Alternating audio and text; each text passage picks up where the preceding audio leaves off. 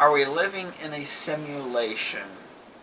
Is our existence simulated by some highly advanced species running on a highly advanced sort of computer or whatever it would be? Does it answer the questions? Well, it might answer some, but it still has the same questions to me. Why are we given the individual awareness, each person, and how was that fulfilled? What was programmed in? Well, that's kind of an easy answer. But then you have to ask yourself about, the simulation. What's it running on? What's it, if it's somebody who actually made this, what's their story? Where did they come from? Stuff you can't answer. Their dimension, their intelligence would have to be extreme. It would have to be something far beyond our imagination, I guess you could say, about the simulation stuff. And at what point is it still, we look at a computer right now, as advanced as it is, it's just microchips and little transistors switching on and off and running the program. But in an advanced situation like the simulation stuff, you hear that on YouTube. It's a lot of channels are talking about the simulation type thing we could be running in. We could be all simulated. But anyway, this computer would obviously be something far, far beyond that. Could we even define it as a computer? I don't think we could even define it as that. What would it be? But still, it just opens a whole can of worms and a bunch of new questions as far as I'm concerned. And mainly, like I said, I'm still aware in this body. It doesn't answer that question, really. So that's my thoughts on that. Still really, it's kind of stuff you probably could never answer. Back to the subject of simulation. Is this a simulation? The engine of the simulation is kind of a curious thing. And I've listened to a lot of Tom Campbell's audio. I should probably read his book to really know what he's about. But he kind of goes into the mystical side on some of this stuff. He's always presenting himself in a scientism way, sort of, and people think he's just talking in scientism all the time. But he actually has a mystical side too, where he talks about stuff he's learned from direct viewing. He was one of the government's direct viewers in that team of direct viewers that's real famous from...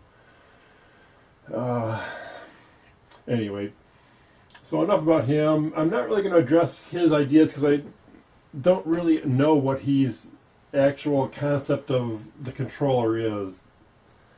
So what I've mapped out here is there's some kind of controller, presumably, to the engine of the simulation.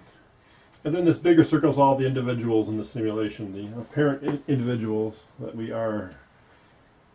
And I kind of agree with John that it's unknowable, so this is just speculations.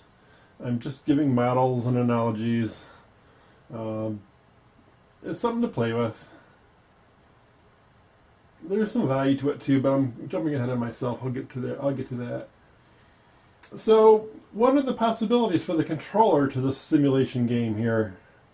And is there an engine of simulation like the room? What is that in Star Trek where they got the anyway, the engine of simulation, another engine of simulation, do you really need one? Isn't it built into the system? I'm not looking for aliens. I'm looking at who's the controller, okay? And one thing is like there's some aliens controlling us and we're all getting, kind of like in the Matrix, where we're all sitting in rows and our bodies are getting sucked out of our emotions or whatever is getting sucked out of us. And we're living in some simulation. That's the alien or some other kind of demigod type of thought, where there's a god, but he's got a god over him, demigod. Or is the controller God himself? Is there a god with an individual personality, a persona, a personality individual? Is there such an individual? The other possibility I got mapped out here is none. Maybe it's just the million monkeys banging on typewriters, theory where they're going to bang out something, useful if you have enough of them doing it. Maybe it's all just randomity. And the last one I mapped out here, and the one I really would mostly go towards, and I can't speak for Tom, but I think that's kind of where he's going too, is kind of more or less a Hindu approach of universal consciousness.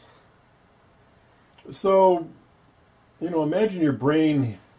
It's got several trillion cells or whatever it is, and each one of those maybe has its own individual consciousness. I'm just using this as an example, but all together these individuals all make this one brain. That's kind of what the universal consciousness idea is that as individuals we may not know the universal consciousness, we may not be conscious of it, but we're still one little neuron or one little cell in that huge matrix. So that's kind of where I lean, like maybe call it a super sim or whatever. But the other thing I want to think about is God and the God concept. It's such a chicken and egg thing. If there's a God, then who made God? Now I'm going off to the subject, but it kind of does involve this. Is there a God or not? It kind of relates to this. Of course, this whole thing could be aliens running it, and they don't know what God is, and we don't know what God is, and there is really a God, though. It's a great spaghetti God in the sky, and we just don't know of him right, and neither do the aliens, and the aliens are controlling us. I guess I can't rule that out completely, but that's pretty. You got to put Occam's razor to work here too. So yeah, I sort of go with the Eastern approach. Of more of a universal consciousness, and that's really the whole simulation. And as far as the simulation, our brain is the individual engine of simulation for the individual, or at least our mind. If Tom doesn't really believe in the brain doing anything but being a well, let's not talk about Tom stuff, Tom Campbell. But the brain or the mind is our engine of simulation. What we see, just the raw data that we see and hear is not what we perceive. Our field of vision is filled in by our brain all over the place. We're just seeing little spots of it, and our brain is putting it all together as a big mosaic and kind of filling in little areas. That's the whole thing about optical illusions and blind spots and the whole shebang. It's all filled in. That your brain is the engine of simulation for the individual, or your mind, let's say. Okay, what really matters about all this? I guess, I go back to the usual things. I kind of think it does matter in that you can have better focus and perspective. And I get into the Eastern, life as Maya illusion. That's kind of what this whole thing is. It's just a different way of looking at the old Eastern, perspective of Maya. It's pretty much the same thing. The also right here, who will matter from? What will matter from the other side, so to speak, or I wrote down there in quotes. That's what's throwing me. And that's something I've been talking on the last few, is try to take the bigger picture, see beyond your current circumstance. If there is an afterlife, if you believe there's an afterlife, see yourself from that afterlife and what really matters from that perspective. If you don't see yourself with an afterlife, then I guess you got your own thing to deal with there. But these are all just models and analogies. Nothing's going to be completely true. There's no perfect religion. There's no, there's.